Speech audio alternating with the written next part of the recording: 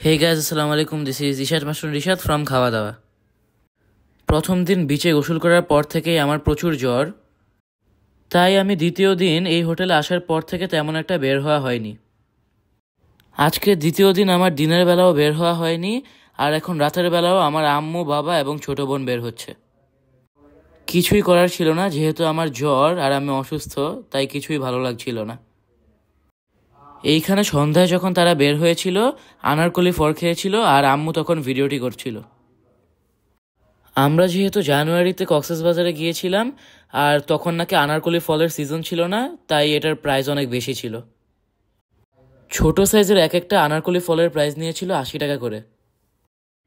এইখানে আপনারা দেখতে পাচ্ছেন সমুদ্রের ঢেউ, আর যেহেতু রাতের বেলা তাই সুন্দরভাবে ভিউটা দেখা যাচ্ছে না। ঘন্টা পর পর জোয়ারের তৈরি হয়।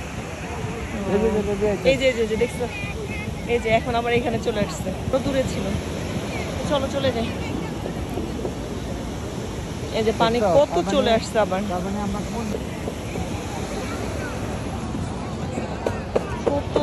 কত দূরে ছিল, আর আমরা মানে গোসল করার সময় এত দূরে আসি নাই, এত দূরে আসি নাই। ও অনেকে তো যারা চিনে এরা এই যে এদিকে আসে, তারপরও টাইনা নিয়ে যায়।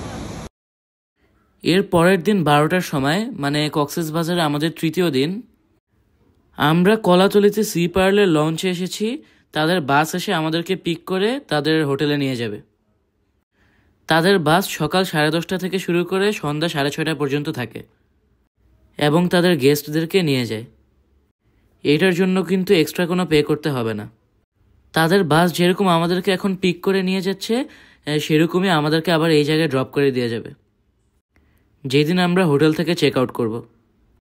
ও আপনাদেরকে তো আগে বলা হয়নি, আমরা কিন্তু তৃতীয় দিনের জন্য হোটেল সি পার্ল বুক করে রেখেছিলাম, যেহেতু আমাদের আগে থেকে ইচ্ছা ছিল ইনানিতে একদিন থাকব। তাদের চেক ইন টাইম হচ্ছে গিয়ে দুপুর 2টা। আমরা এখানে 12:30টার গাড়িতে উঠে পড়েছি, যেতে প্রায় 1 ঘন্টা লাগবে। রুম যদি আগে থেকে খালি থাকে তাহলে তারা 2টার আগেও চেক ইন করতে দেয়।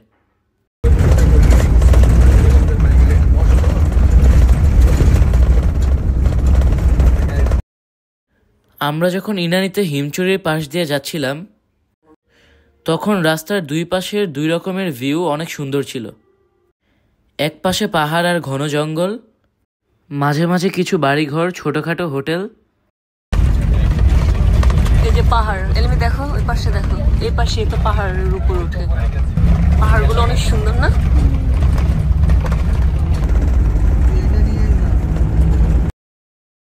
এক পাশে পাহাড়ের সৌন্দর্য দেখে মন ভরছিল না, আর অন্য পাশের কথা কি বলবো।